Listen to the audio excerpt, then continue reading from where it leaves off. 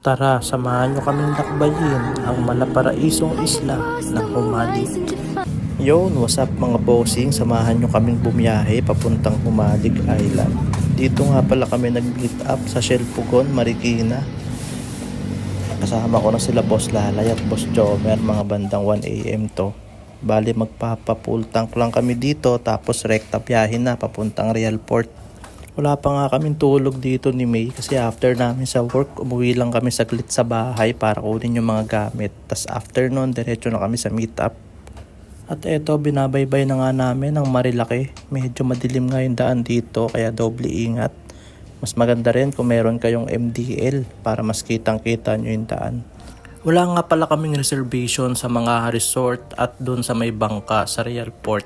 Kaya kailangan namin pumunta ng mas maaga para maabutan namin yung first trip ng bangka at hindi rin kami maubusan ng slot. Medyo mafag na nga sa area na to. Ito na yung daan papunta sa Arco ng Infanta. At yun na nga, nakarating na kami dito sa dating Arco ng Infanta na ngayon wala na kasi ginagawa daw. Nagkape muna kami, buti may 24 hours na tindahan. At eto, bumabiyahe na kami papuntang Real Port. At ayun na nga, karating na kami dito sa Real Port. Merong Coast Guard sa entrance para tanungin kayo kung saan kayo papunta. At after nun is dediretso na kayo sa bayaran ng ticket. And kapag isasakay nyo yung motor nyo sa bangka, is pupunta kayo dun sa Coast Guard para magpakita ng license at ORCR. At yan na nga, sinasampa na si sniper dun sa bangka. Yung bayad sa tao is 600, tapos yung bayad sa motor is 750.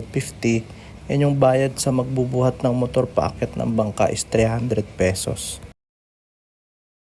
Inabutan na nga kami ng liwanag dito sa Real Port at dahil hindi pa umaalis yung bangka, lumabas muna kami ng Boss Lalay para bumili ng pagkain. Mga 7 AM na kami nakaalis niyan yung bangka kasi pinupuno pa bago umalis.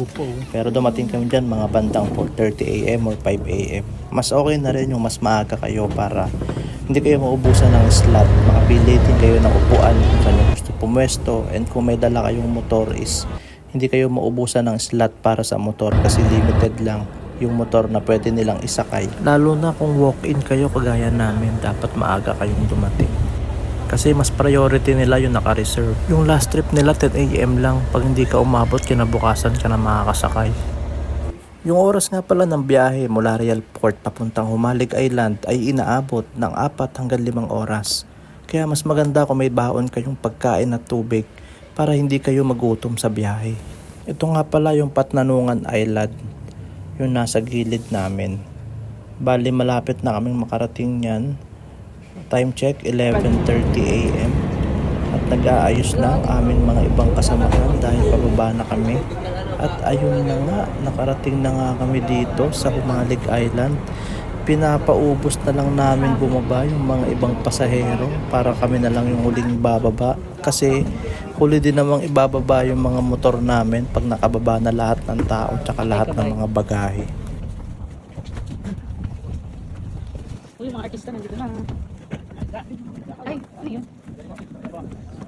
At after nga na makababa ng mga pasahero ay unti-unti na rin ibababa yung mga gamit dun sa compartment ng bangka. Ito nga pala yung sinakyan naming bangka, si Alexa Maydos. Isa sa mga malalaking bangka na bumabiyahe papuntang Humalig Island.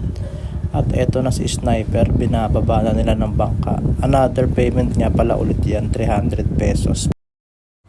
Bali yung sa tagabuhat 600 papunta, tapos sa motor 750, tapos sa tao 600 per head. Yan yung gastos papunta, tapos pagpabalik ganun ulit. Pero sulit naman kung ganito yung lugar na mapupuntahan mo. Hindi ko na sana pinagmasdan ang iyong ganda at hindi na rin pinansin pa bawat Entrance pa lang ng isla yan, panalo na. Inaayos na lang namin yung mga gamit sa motor. Tapos after nyan, pabiyahe na kami papuntang Little Boracay, dun sa Pamana Beach Resort. If ever meron kayong reservation sa mga resort dito sa isla, pwede rin yung resort na mismo yung magre-reserve ng slot nyo sa bangka para sure na meron kayong slot.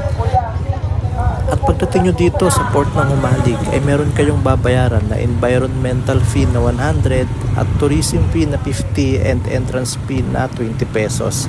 Paglabas nga pala namin ng port ay maghahanap muna kami ng motor wash para matanggal yung mga talsik ng tubig dagat sa mga fairings at parts ng motor namin. After nyan ay pupunta na kami ng Pamana Beach o ang tinatawag nilang Little Boracay. Kaya tara, biyahe na tayo. Sa pag-ikot ng gulong, naghahanap ka ba ng taong sasabay?